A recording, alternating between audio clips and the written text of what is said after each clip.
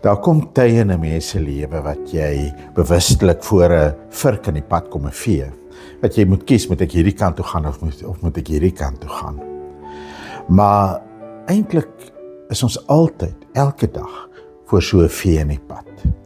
Die vee tussen die pad wat die Here met my wil loop en die pad wat ek waarskynlik moet loop. En elke keer vra dit van ons keuses. En dis waarvan Israel wanneer hulle in Babel ook sit. Hulle wil teruggaan huis toe. Hulle moet besluit, gaan ons hier bly, gaan ons teruggaan, gaan dit vir ons moontlik wees om terug te gaan, sal ons altyd hier moet bly. Maar die Here wil vir hulle belangriker ding sê. Hy wil vir hulle sê, daar's julle pad en daar's my pad. En julle moet kies tussen die twee.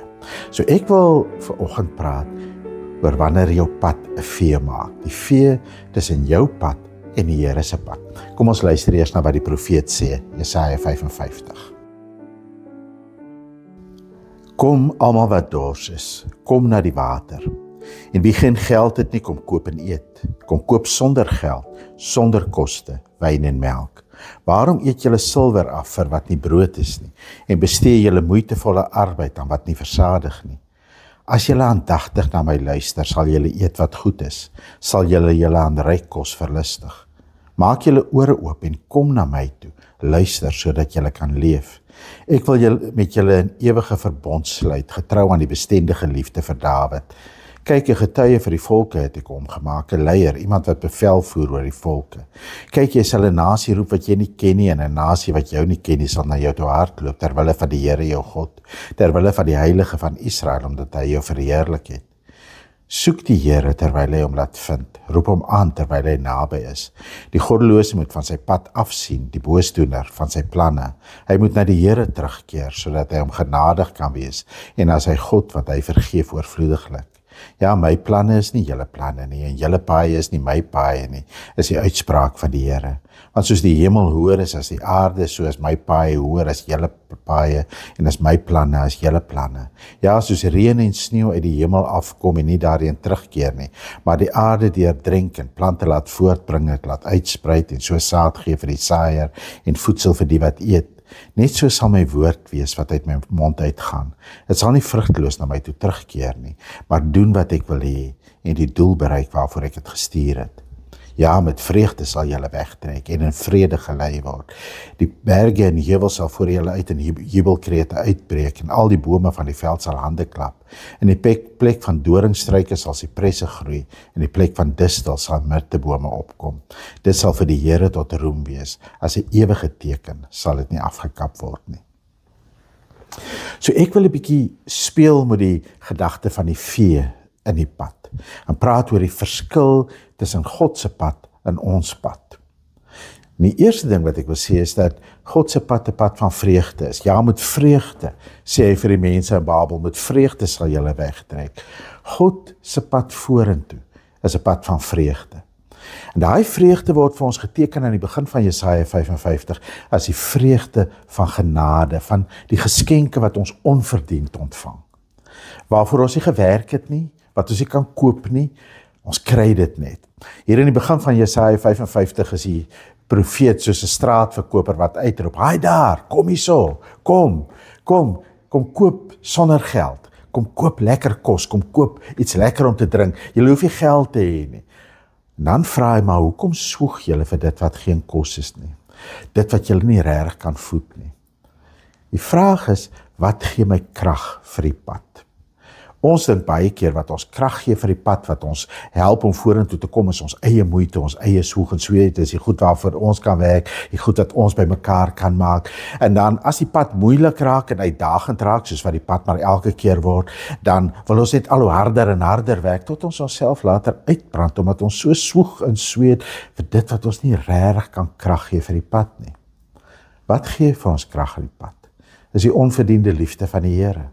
Die liefde wat vir ons bewys word daarin dat hy ons Vader is, dat hy sy Seun vir ons gee, dat hy sy Gees vir ons uitstort, maar die liefde wat ook in die alledaagse bewys word, en die dinge wat onverdiend op ons afkom, soos die son oor ons skyn en die reën oor ons val, en die skoonheid van die lewe daar lê.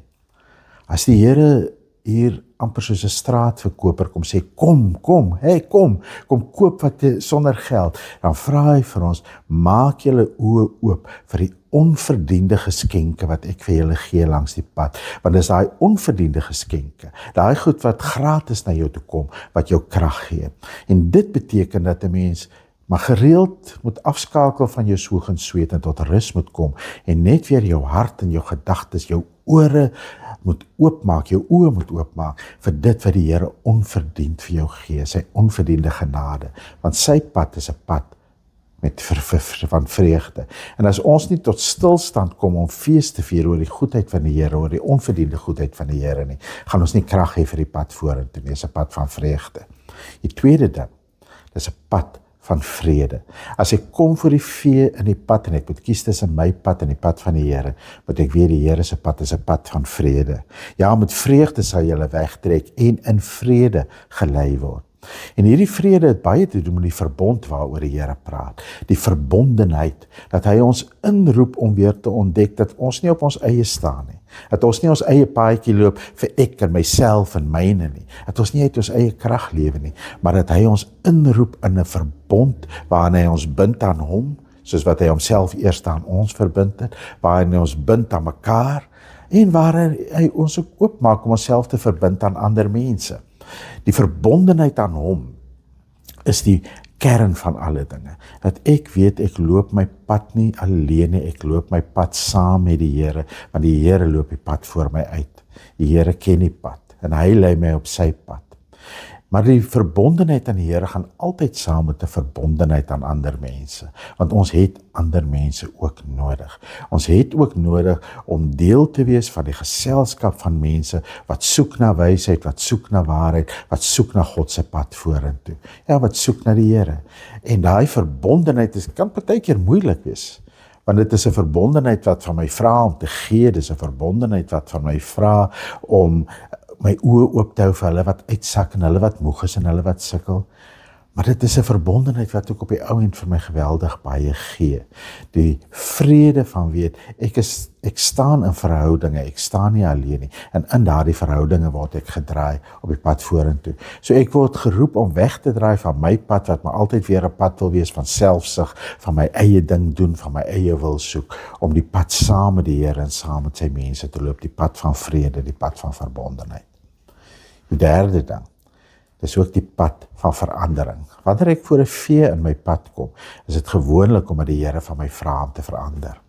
Nou baie keer wil ons hê die Here moet ons omstandighede verander, veral as ons voor 'n moeilike vee staan, dan wil ek hê die Here moet iets doen om my omstandighede te verander.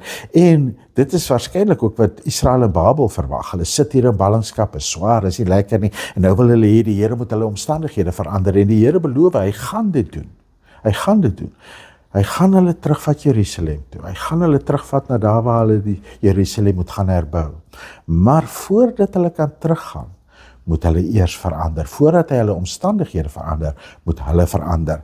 En daarom staan daar, soek die Here terwyl hy hom laat vind. Roep hom aan terwyl hy naby is. Die goddelose moet van sy pad afsien en die boosdoener van sy planne. Hy moet na die Here terugkeer. Ons moet verander voordat die Here ons omstandighede verander. Of as ek nou kan dink aan die situasie van Israel in ballingskap, hulle moet in hulle harte uit ballingskap kom, hulle harte moet uit Babel uit wegkom. Hulle moet ophou dink soos ballinge in Babel, en hulle moet nou reeds al begin dink soos mense wat op pad terug is. Ja, soos mense wat in Jerusalem aankom, soos mense wat reg is om Jerusalem te herbou. Wanneer Jesus in die Nuwe Testament begin met sy verkondiging, dan kom hy ook met hierdie wonderlike nuus dat God die wêreld gaan verander. Die koninkryk het naby gekom, maar hy sê vir die mense, bekeer julle, want die koninkryk het naby gekom. Voordat God die wêreld verander, moet daar 'n verandering in ons plaasvind. En ek dink dis baie keer waar ons sukkel met die vee in die pad. Dit is maklik om te dink dinge moet verander, maar as die Here vir jou sê, hier is iets in jou lewe wat moet verander, as jy wil vorentoe loop, moet jy verander, dan deins ons terug. En nou is die belangrike ding, ek kan nie die verandering op my eie aanpak nie. Ek kan nie die verandering in my eie krag aanpak nie. Dit is net as ek die eerste 2 vees vashou. As ek vashou daai vreugdevuur, die wonder dat die Here my onverdiend sy liefde en sy genade gee, is net as ek daai verbondenheid vier, dat die Here die pad saam met my loop, en dat daar ander mense is wat die pad saam met my loop, dat ek ook die moeilike pad van verandering kan loop. Dan die laaste ding, dis ook die pad vorentoe, is ook die pad van verwagting. En verwagting beteken dat ek ook geduld sal hê, maar die pad van die Here loop baie keer stadiger as wat ons wil hê dit moet doen. Wanneer die Here sê dat hy deur sy woord vir ons verander, en dat hy deur sy woord ook die wêreld verander, dan wil ons baie keer hê, daar moet iets soos 'n kitsoplossing wees, 'n vinnige verandering. Ons raak ongeduldig met die wêreld, hoekom bly die wêreld soos dit is, hoekom verander dit nie vinniger nie, maar ons raak baie keer ook ongeduldig met onsself, hoekom verander ek nie sommer net in 'n kits nie, en ons gryp baie keer na goed wat ons vinnig moet help om te verander. Maar die beeld wat die Here gebruik van sy woord wat uitgaan, is die beeld van reën wat val, wat die aarde deurdring, en wat dan groei bring. En daai groei is stadig. Dink nou maar net, as ons moet eet van die vrugte van die bome wat die Here laat groei. Vandat die reën val in die aarde, en daai boom begin groei, totdat die vrug uiteindelik bot, is 'n lang pad, dis 'n langsame pad. So is verandering dikwels ook 'n langsame pad. Die pad vorentoe is baie keer die pad van verwagting, 'n pad waarlangs ons ook moet wag dat die woord van die Here dit doen waarop ons moet doen. En ek het die afgelope week 'n verskriklike mooi beeld hiervoor gekry. Dat 'n Amerikaanse predikant het blykbaar baie jare terug gepreek oor hoe ons baie keer vinnig wil verander. Dan sê hy, daar's 2 maniere waarop jy 'n eier kan breek. Jy kan nou die eier breek, dat jy hom stukke te kap, dis vinnig, en dan kan jy die eier eet, en dan is dit op en is klaar. Hy sê, of die eier kan onder die hen uitbroei, en uiteindelik dan breek daai eier ook wanneer die kuiken uitbroei. Dit is 'n baie langer proses, maar dan is daar 'n nuwe lewe. Daar's iets meer as net 'n vinnige omelet wat jy kan eet. Daar's 'n nuwe lewe, 'n nuwe kuikentjie wat die begin is van 'n nuwe lewe. En vir egte nuwe lewe om gebore te word, vat baie langer as wat ons sommer vinnig net gou die eier breek. Die Here loop 'n langsame pad met ons, en daarom is sy pad ook 'n pad met verwagting. En ek weet, dit vra baie keer van ons geduld wat ons sukkel om te hê, veral as jy voor 'n vee in die pad staan, en jy dink, maar ek wil nou sommer dadelik besluit. Maar die pad van die Here is baie keer die stadiger pad, dis die pad van hoop, maar dis die pad van geduld. Maar dit is die pad vorentoe. Die pad waarin ek tot stilstand kan kom, om met vreugde die goedheid van die Here te vier. Die pad waarin ek myself opnuut verbind aan die Here, omdat hy homself eers aan my verbind het, my verbind aan die Here se mense, waarop ek verhoudinge bou.